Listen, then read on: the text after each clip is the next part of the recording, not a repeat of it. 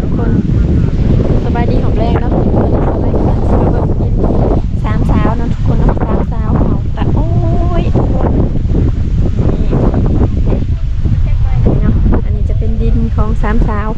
ซื้อเพราะว่า FC เพิ่นอยากให้สามสาวมีดินมีเพื่อนเนาะซื้อดินแล้วจะปลูกเพื่อนให้สามสาวทุกคนนี่ดินของเพิ่นมาเบิ่งสิ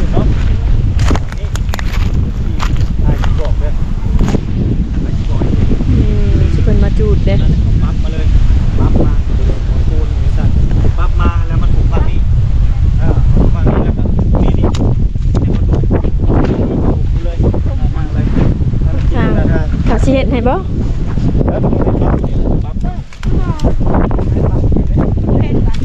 บ่ตุกมาบอกวิธีดุดปั๊บดุดดินปั๊บดินนี่มันบ่ฮอดหน้าทางนี่ก็จะฮอดระหว่างนี้จะตามความหมายคือถ้าเขาเฮ็ดปั๊บตัวนั้นซื่อๆที่มันใส่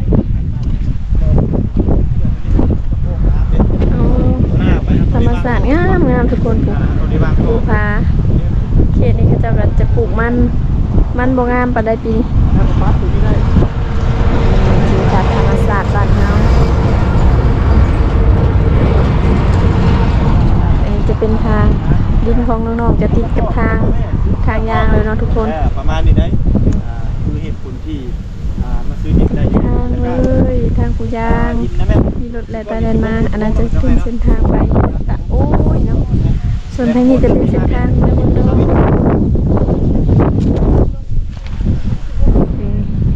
เราตุกกำลังแนะนำนะเพราะว่าน้องๆว่าสิดูย่าหอดใช่นี่บ่หอดลักนะเพราะหมายคือหน้าทางนี่ซ้ำเก้าเนาะโดยแต่ว่าอยากได้ดินซ้ำนี้ได้เนาะติดเมืองเราไปลงยาวเข้าไปไปเบิ่งเด้ขนาดบ่ค่ายตัวใดเขาเจ้ายับให้เพื่อนในวัดแทกด่าแล้วแทกแยงแทกเองอีกติแทกเองบ่เอาอีหยังมาแทกไม่แม็ดใส่เขตเก้าอยู่ใส่เขตเก้าอยู่ใส่โอ้ทางเด็กคือละทางไหนทางข้างเจ้าสิเฮ็ดติดข้างนี่บ่หรือว่าข้างเพื่อนมันปิดนี่เลยติดเลยแบบทางนั้นจงเนาะจง10พักโอ้ทางให้ผู้พักษาเฮ็ดไปได้ก็สิตั้งเฮือนติดนี่ติดเลยโดยติดบ่มันบ่ได้อยู่นะต้องตั้งเฮือนวางกลางให้ดินเรือทั้งสองข้างที่บ่ได้อันนี้จ้ะยอยจ้ะสมมุติน้องอยากดอนจะหาไปดอนทุกมันตัดใหญ่เบิดต่างก็ไปกี่บ่หันได้หันใหญ่นี่ก็ตั้งเฮือนกับตั้งห้างก็ต้องอยู่บางกลางนี่เลยให้ดินมันเรือข้างนั่นแน่ข้างนี่แน่ทางหน้าก็มีบ่อนัดและทางหลังก็เรือเฮ็ดห้องน้ำห้องในข้างๆนี่เจ้าสิปลูกผักปลูกหยังก็ได้เฮ็ดถั่วเลย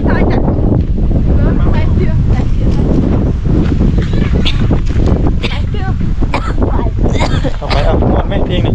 ยังตื้อๆๆเลยใช่มั้ยท่านปิดหน้ามาพี่ปิดหน้ามาใส่กล้องพี่ว่าจะได้ว่าสิตั้งเพื่อนนั้นติดกับผมปิดหน้ามาใส่กล้องพี่นี่บ่ติดหัวตัวนั้นจิเน็ตไปยาดอเขาหันกันพี่ให้กี่ได้กี่เดียวอยากรับก็หันนะดออ๋อเฮ็ดแบบทิศทางทิศทางกดเอากับเพื่อนนี่เฮ็ดหันก็ไปนั่นเลยกันเลยว่าก็แม่นบ่นี่ยับก็คือเฮือนนี่สิอยู่ระหว่างนี่แหละเครื่องกลางนี่ให้ยับวิดเสาไฟนี่เป็นยังจะวิดเสาไฟเพราะว่าเฮากะบ่ได้ในอนาคตถ้าเฮาปลุกติดพุ่นบางเทื่อเพิ่นมีโครงการขยายทางบ่นั่นนี่เฮาต้องได้ย้ายเด้แม่นบ่แม่นแล้วเฮาต้องยับมาว่างพี่แล้วก็ว่างนี่ว่างแม่นิตานี่แล้วก็ทางหลังนี่เป็นเฮ็ดเป็นห้องครัวแน่เป็นห้องน้ำแน่ห้องน้ำนี่บ่เอาทางพี่ห้องน้ำนี่เอาทางพุ่นเนาะเอาทางพุ่นบ่พักเอาทางพุ่นห้องน้ำทางนี้ก็ได้ทางนี้ก็ได้ทางพุ่นทางติดทางเนาะเอาทางพี่ก็ได้เอาทางพุ่นไปปลูกพักซะแคมติดแคมทางน่ะเนาะห้องครัวนั่นนี่ประมาณนี้แล้วก็ตู้ที่ว่าเฮาอยากโต้ออกทางหน้านี่ก็เฮาโต้เอาโต้เกาะออกไปทางหน้าเพื่อให้มันเป็นหน้าหารเด้แต่ว่าให้มันเหลือทางหน้านึงฮู้บ่ทางหน้าว่าเพหน้าชีวิตจังได๋ทางหน้าถ้าสมมุติมันยังเหลือลายนะปั๊บคักแน่แล้วน่ะไปตัดไม้ยางโบงหรือว่าตัดไม้ไม่เฮ็ดตู้ไปเอาไปวายแต่ผู้หูเม็ดตู้2ตู้3ตู้ คักเด้ ให้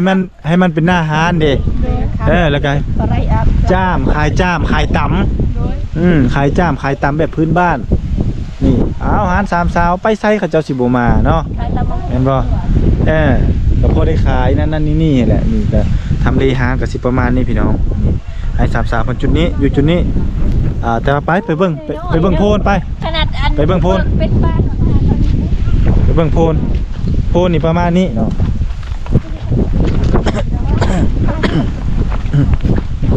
นี่เรื่องของโพนถ้าสมมุติว่าเขาเจ้าไทยตำออกให้บ่ได้ให้เขาเจ้าเอาอันนั้นกวด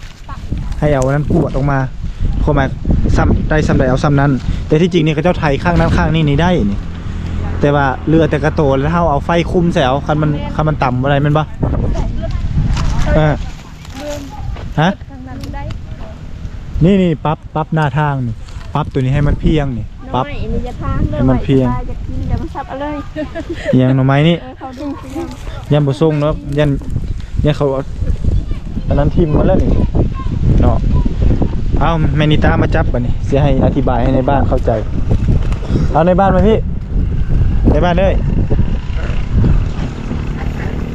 มันอยู่ข้างพี่ก็ได้แมนิต้ายับออกไปตัวนี้นี่มือนี่คือสิบ่ได้เลยเนาะเขาคือบ่มาเนาะมีแต่มอบหมายให้เจ้าเลยเด้อมอบหมายให้ก็คือนี่แหละหัวโพนนี่ถ้าสมมติว่าตามที่เราเว้ากันนะถ้าสมมติมันได้คือให้เขาเห็นเลย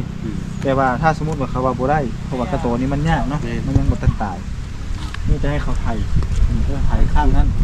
ข้างนี้เอาคาดเขานะเขามาโกะโล่งเอามาไถมาโกะโล่งออกไปเรือจะโตทับลาบพยามันได้ชั้นใดเอาสุมไฟใส่ให้มันไหม้เลยแล้วก็เอาค่อยจุ๊บพุดเอาจังน้อยเนาะถ้าสมมติเขาไถบ่ได้เด้มันจำเป็นแต่ตัวนี้แต่ตัวนี้นี่ข้างในน่ะไถตัวนี้ก็ไถลงไปพุ่นนี่กวดโพนนี่ลงตัวนี้ก็นี่บอกมันเนินสูงๆกับปั๊บให้มันเสมอกันหมดบ่ให้มันต่ำปั๊บให้มันเสมอแล้วก็เรือจากปั๊บตัวหน้านี้มันเพียงแบบไถลงมาพี่หน้าทางพี่มันนี่ไปย่างไปแม่นจ้าสิบอกปิดหลังย่างไป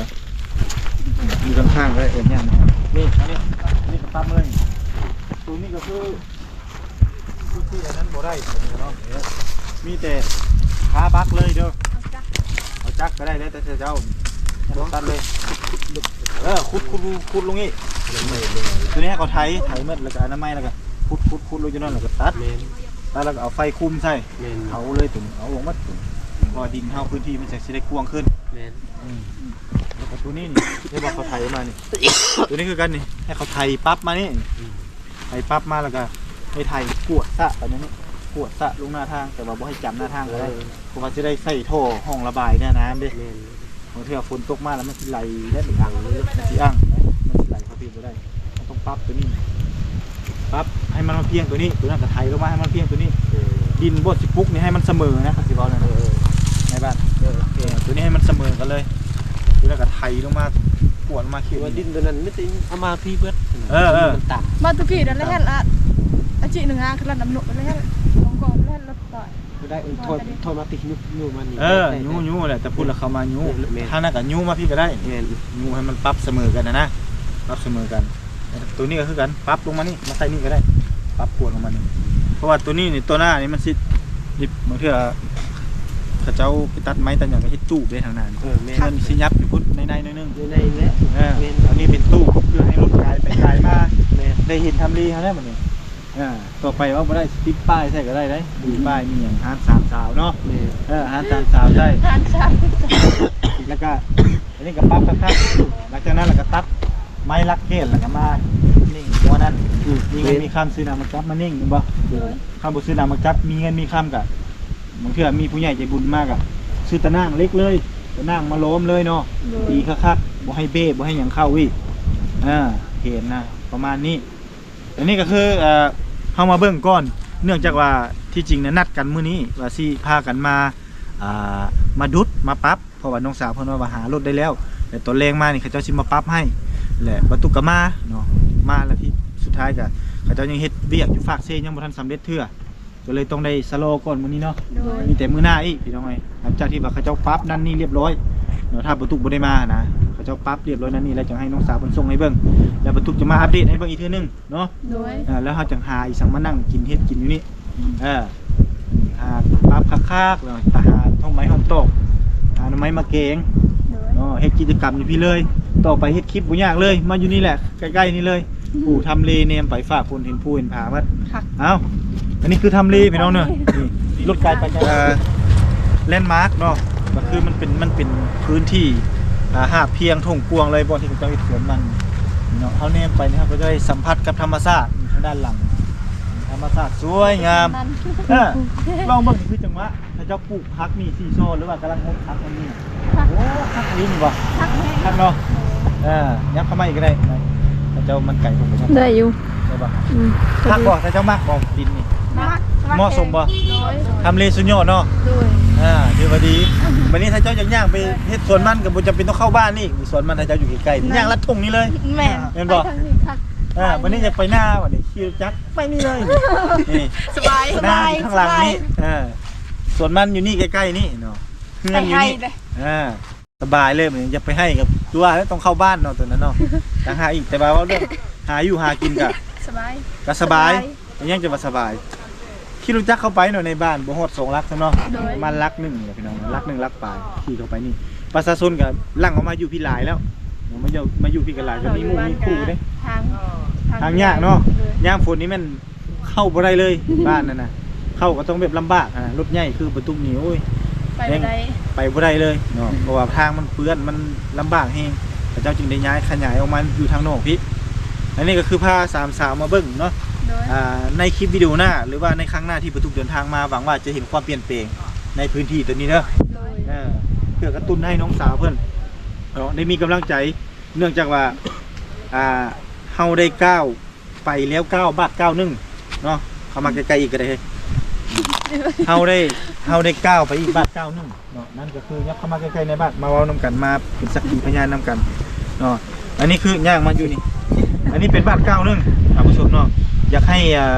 FC ทุกท่านที่ติดตามรับชมหรือว่าเป็นกำลังใจให้ทางสามสาวนี่เนาะที่ประตูได้มาถ่ายคลิปนี้อยากให้ฮู้เนาะว่าทั้งสามสาวนี่ตอนนี้ก็คือมีผู้ซัพพอร์ตเข้ามาก็คือทางพระอาจารย์นั่นแหละแล้วก็หลวงตาจิวนั่นแหละทั้งสองท่านเพื่อนนั้นสปอนเซอร์หลักก็คือทางหลวงตาจิวเนาะเพิ่นก็ได้นี่แหละซื้อดินพื้นนี่ให้ทั้งสามสาวเนาะหลังจากนั้นก็เพิ่นได้มอบเงินให้เพื่อจะมาปรับดินนี้แล้วก็ให้ดินนี้มันเพียงมันยังคักแน่แล้วก็ถ้าสมมุติว่าภัยมีจิตใจเมตตาอยากช่วยเหลือทั้ง3สาวเพื่อให้มันสร้างบ้านสร้างเฮือนเนาะหรือว่าให้ความฝันของน้องๆเพิ่นเป็นจริงก็สามารถติดต่อมาได้เนาะประตูก็ยินดีจะเป็นสะพานบุญให้ทั้ง3พี่น้องเพิ่น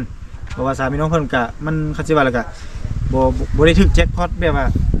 มีคนสร้างให้เป็นหลังเลยนะความหมายก็คือแบบ ซัพพอร์ตมันแจ็คพอต